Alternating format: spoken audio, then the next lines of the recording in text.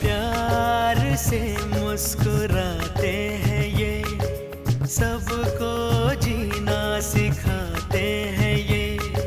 धूप में बन के साया चले, फूल बन के हमेशा खिले।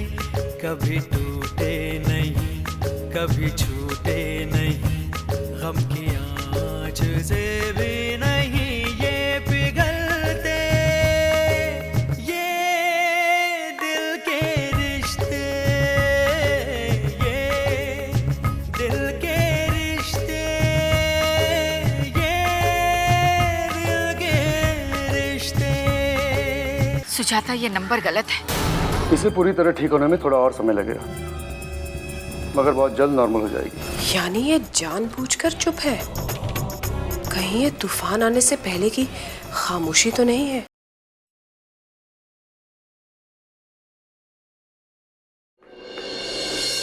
या अल्लाह, सबा को वापस भेज दो। मुझे सबा के बिना अच्छा नहीं लगता। बंटी और अतुल खेलते भी नहीं है। वो दोनों सबा को याद करके रोते रहते। अल्लाह, अम्मी भी अस्पताल में है, अबू भी रुट के चले गए हैं। इधर बड़ी अम्मी और अब्बा भी परेशान है। सबा को जल्दी हमारे पास भेज दो अल्लाह।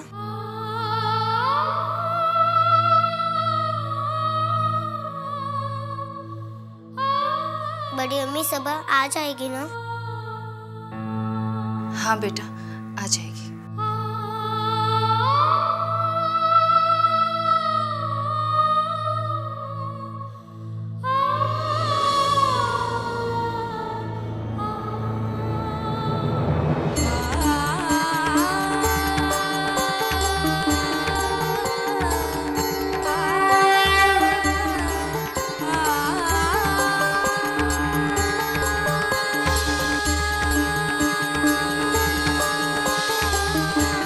भगवान, तू ही पालनहार है, तू ही नैया का खिवैया है।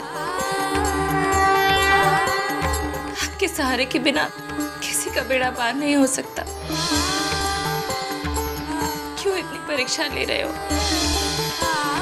मैं जानती हूँ आप अपने प्यारे भक्तों की बहुत परीक्षा लेते हो, लेकिन इतनी भी परीक्षा मत लो कि मैं जलकर राख हो जाऊं। सबा को जल्दी वापस भेज दो। हे भगवान, एक अच्छी खबर का आशीर्वाद दे दो।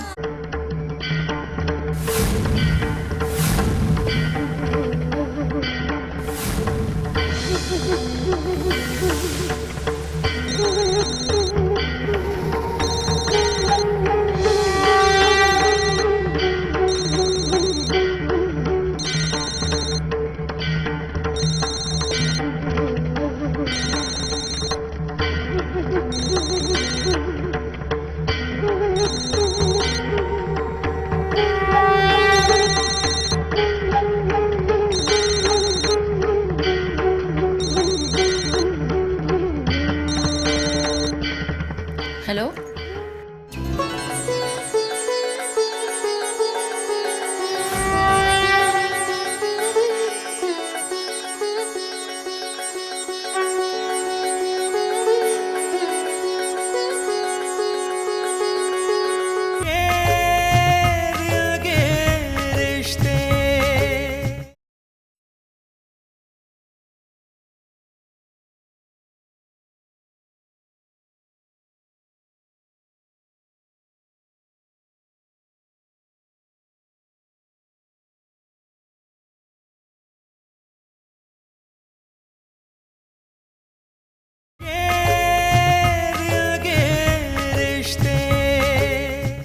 बड़ी खुशखबरी है, सबा का पता चल गया।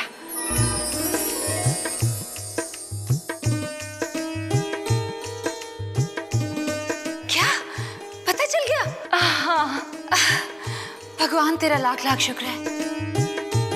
कहाँ है वो? ये रहा उसका पता। उन लोगों ने सबा का पासपोर्ट भी बना लिया है। इससे पहले कि उसे लेकर विदेश चले जाएं और हम हाथ मलते रह जाएं, हमें कुछ ना कुछ करना होगा। ठीक है आपा, आप बच्चों का ख्याल रखिए, मैं सबा को लेकर आती हूँ। ठीक है, तो जल्दी जा। जी।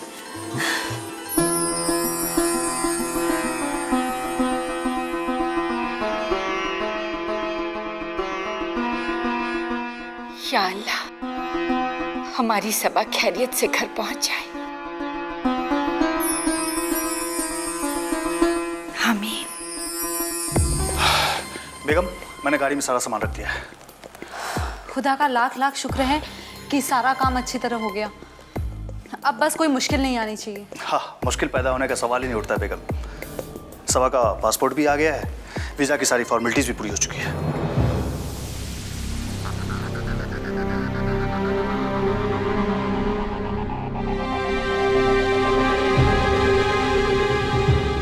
कितना हुआ?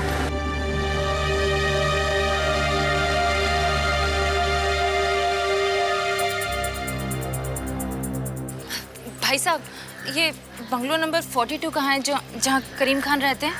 पता नहीं मैम मुझे।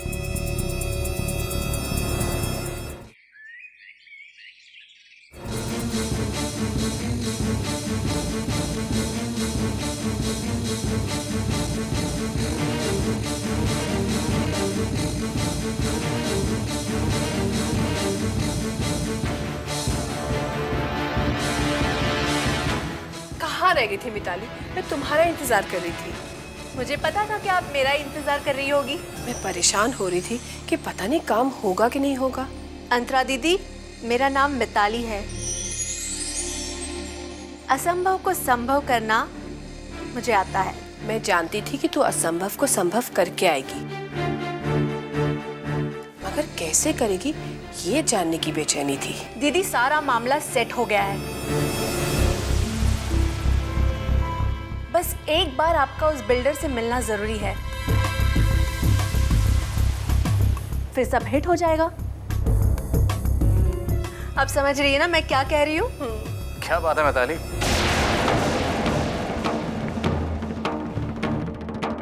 तुम्हारे मुंह से ये हिट और फिट सुनकर बड़ा अच्छा लग रहा है।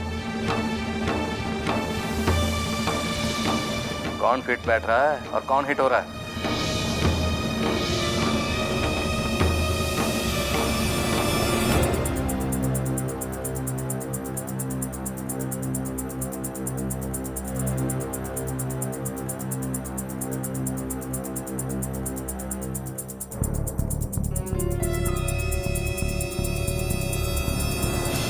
क्या करूं जीजू, जैसा देश वैसा पेश अपनाना ही पड़ता है। वैसे मैं आपके लिए एक खुशखबरी लाई हूँ। तो सुनाओ ना, क्या खुशखबरी है? बहुत दिन हो गए कोई अच्छी खबर नहीं सुनी, खासकर इस घर के बारे में। बताओ। वो बिल्डर जिसके ऑफिस में मैं काम कर रही हूँ, वो कह रहे थे कि इस बंगले की जगह अगर उन्हें हाईटेक रेजिडेंशियल डुप्लेक्स बनाने का मौका मिल जाए तो हमारी जितनी जगह है उतनी जगह भी देंगे और ढेर सारे रुपए भी। फिर मैंने सोचा कि आपका पुश्तैनी मकान है, पता नहीं आपकी इच्छा होगी कि नहीं। फिर मैंने सोचा कि नए ज़माने की नई सोच, इसीलिए मैं अंतरा दीदी से बात कर रही थी।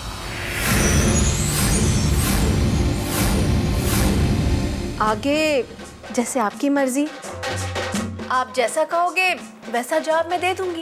इतनी जल्दी भी क्या? सोचेंगे फिर बता देंगे।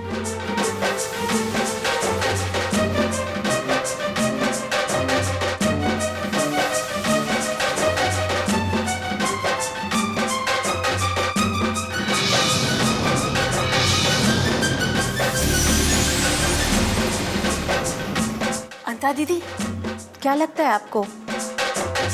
मेरा मन कहता है कि अगर आप कहोगे तो जीजू मान जाएंगे। और दूसरी बात, जीजू ने मना नहीं किया है, कहा है कि सोच के बताऊंगा। चाहिए आप बात कीजिए। तो रुक, मैं उन्हें मना के आती हूँ।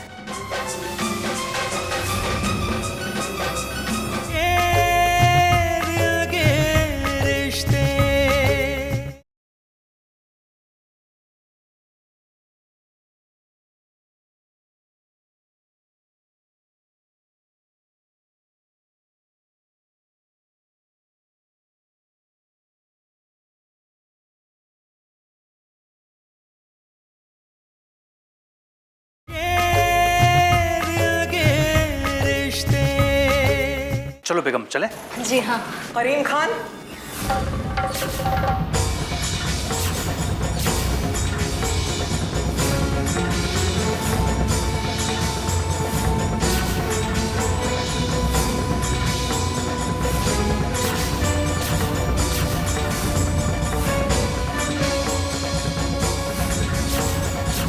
कहाँ ले जा रहे हो मेरी बच्ची को?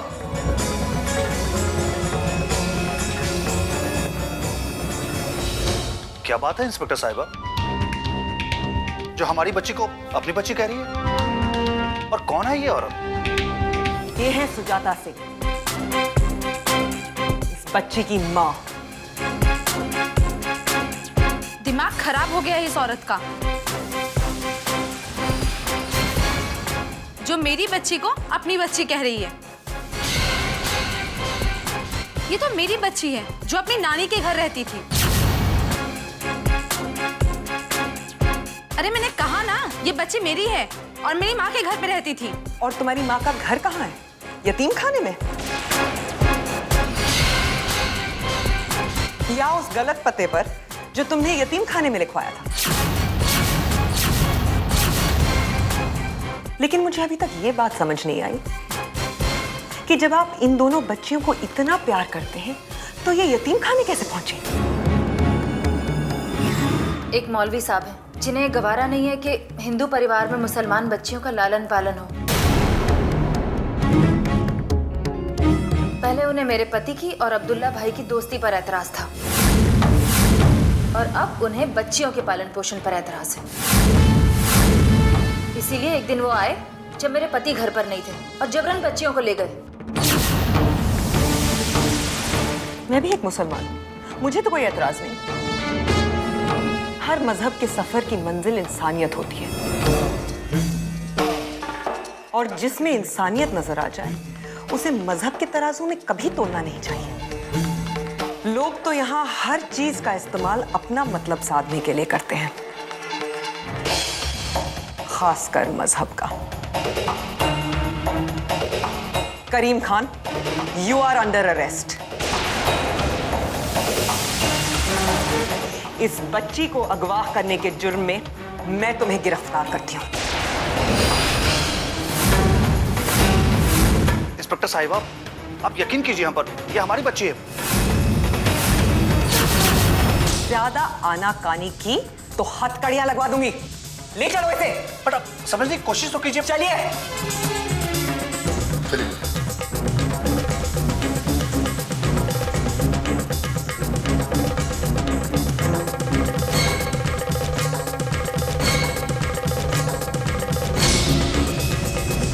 अब मौलवी साहब से मिलते हैं। आज आप देर से ऑफिस जाना, वो लोग आते ही होंगे। अंतरा, तुम कौन सी सरप्राइज मीटिंग के लिए मुझे रोक रही हो? मुझे समझ नहीं आता।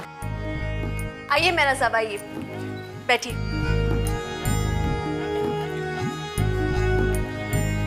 ये है मेहरा साहब, शहर के जाने माने बिल्डर है, और ये है मिस्टर सूरज सिंह, और ये उनकी पत्नी अंतरा। नमस्ते। मेहरा साहब की कंपनी 1930 से इस शहर में बिल्डिंगें बना रही है। इनके कंपनी के नाम का तो सिक्का चलता है। अरे भाई, लोगों के लिए घर बनाता हूँ, उन्हें आशियाना देता हूँ, उनके सपने पूरे होते हैं तो मन को शांति मिलती है, बस। मेहरा साहब चाहते हैं कि आपके बंगले को नया रंग रूप दे दे। मतलब? इस बंगले की जगह 20 मंजिला बिल्डिंग बन जाए। ऊपर के 2 फ्लोर आपके रहेंगे और ये आपको ऊपर से पैसे भी देने के लिए तैयार है। ये तो अच्छा प्रपोजल है। अच्छा है या बुरा, इसका फैसला बाद में करेंगे। पहले आप ये बताइए कि आपको किसने कहा कि हम ये बंगला बेचना चाहते हैं? बेचने की बात कहाँ हो रही है जीजा जी, ये तो बंगले की रीडेवलपमेंट की बात कर रहे हैं। मैं समझता हूँ। देखिए मेहरा साहब, आप यहाँ पे आए, आपका बहुत बहुत शुक्रिया, लेकिन फिलहाल इस बंगले को बेचने का हमारा कोई इरादा नहीं। हाँ, इन फ्यूचर अगर कभी कोई इरादा हुआ तो हम आपसे कांटेक्ट करेंगे। Thanks for coming. Okay sir, ये मेरा कार्ड रख लीजिए। आप कभी वहाँ से गुजरिएगा तो आइएगा ज़रूर, मुझे खुशी होगी। Okay sir, nice meeting you. Same है। नमस्ते मैडम। नमस्ते। चलिए मेरा साहब।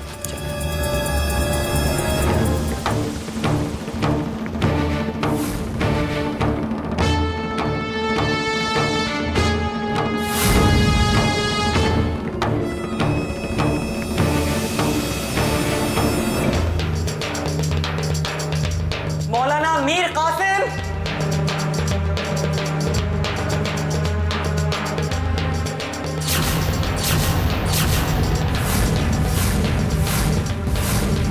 ये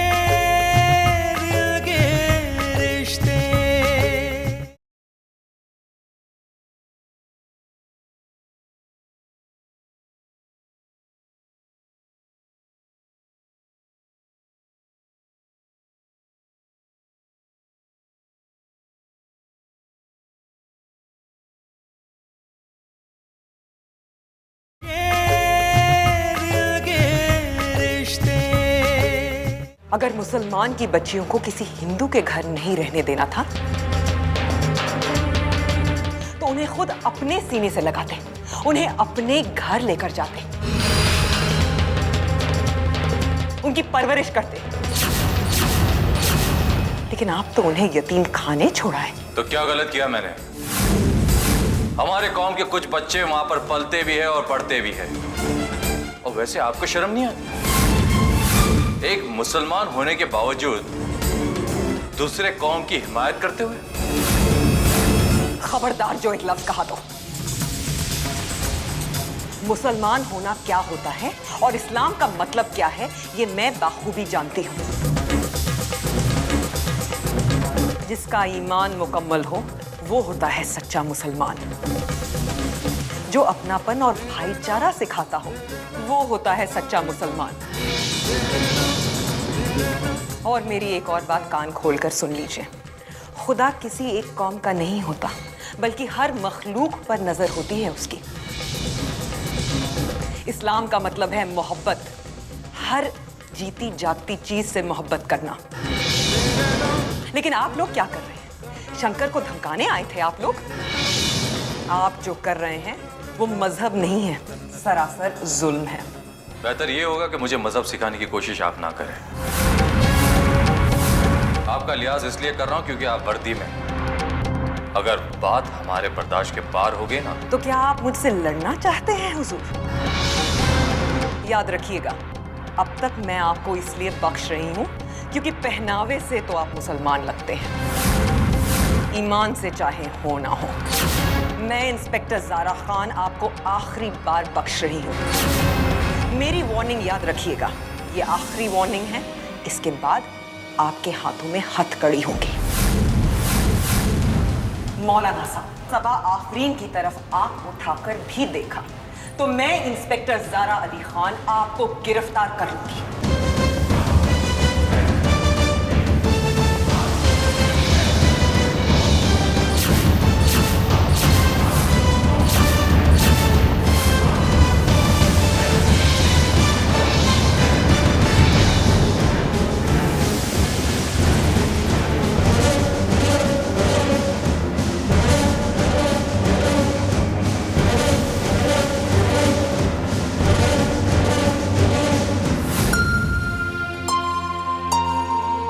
चलो, तुम्हें डॉक्टर साहब ने बुलाया।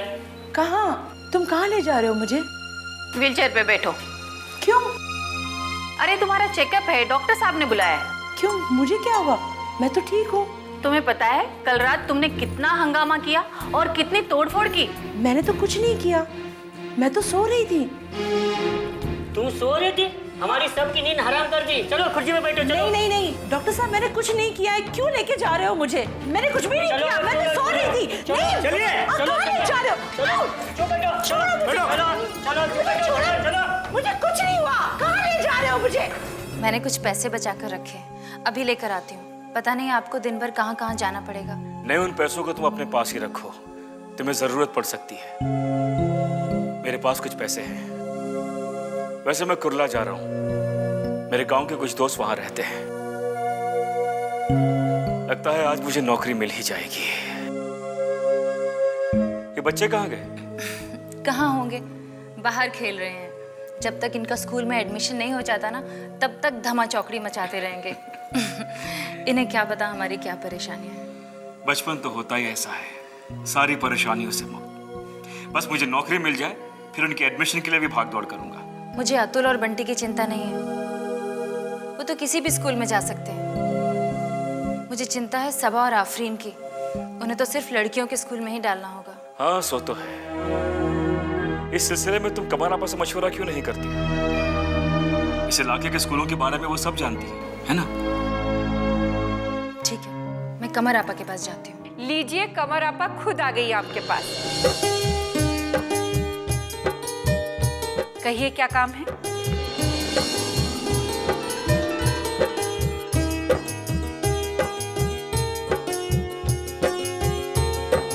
आपा सलाम। खुश रहिए। कहीं बाहर जाने की तैयारी है? जी, वही नौकरी की तलाश में। अरे हाँ, याद आया, मैं कुछ रेडीमेड गारमेंट्स वालों को जानती हूँ। वो गारमेंट्स बाहर के मुल्कों में सप्लाई करते हैं। आप कहें तो आपकी नौकरी की उनसे बात करूं? आपा अंधा क्या चाहेगा, दो आंखें। फिलहाल तो मैं कुछ भी करने के लिए तैयार हूँ। तो ठीक है, मैं आज ही बात करती हूँ।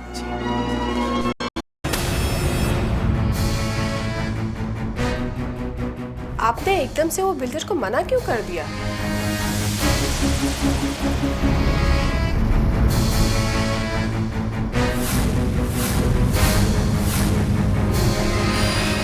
उस बिल्डर को किसने बुलाया था? बार बार उन लोगों के यहाँ से फोन आ रहा था। मैंने इस बात का जिक्र मिताली से भी किया। उसने भी कहा कि बहुत फायदे का सौदा है। बस इसीलिए मैंने उन लोगों को यहाँ बुलवा लिया। तुम जानती हो अंतरा, बाबूजी ने ये बंगला कितने प्यार से बनवाया था, फिर हमें कमी किस बात की है? क्यों हम बाबूजी की आखिरी निशानी को खत्म करें? अपनी अपनी सोच है। मैं ये समझती थी कि यहाँ इस जमीन पर एक विशाल इमारत देखकर बाबूजी की आत्मा खुश होगी और फिर हमारे रहने के लिए भी आराम हो जाएगा। अरे वो पूरे 2 फ्लोर दे रहा है और पैसे अलग। अंतरा, ये बंगला तुम्हें क्या तकलीफ दे रहा है? इसमें हम दोनों की जरूरत से ज्यादा जगह है। ज्यादा लालच अच्छी बात नहीं है। इसमें लालच की क्या बात है? दुनिया बदल रही है, लोग बदल रहे हैं, बस एक आप ही हैं जिसकी सोच नहीं बदलती। मुझे सोचने के लिए थोड़ा समय दो। इस तरह अचानक मुझे बिना बताए तुमने उस बिल्डर के साथ मीटिंग रख ली। मैं जानता हूं कि आसपास के बंगले टूट रहे हैं, लेकिन मुझे थोड़ा पता तो करने दो कि किस किस बिल्डर ने क्या क्या ऑफर किया है। आपकी बात भी सही है, मार्केट का रेट जानना बहुत जरूरी है। मुझे थोड़ा समय दो, इस प्रपोजल थोड़ा वर्कआउट करने दो, फिर बात करेंगे। बुढ़े का ये बंगला, उसका आखिरी सपना तो मैं तुड़वा के ही रहूंगी।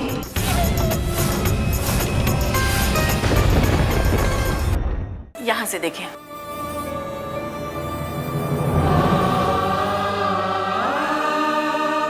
क्या जादू किया आपने जीजा जी पर? मैं भी तो असंभव को संभव करना जानती हूँ तुम्हारी तरह। 25-25 हजार के हिसाब से आपको 50,000 रुपए भरने होंगे।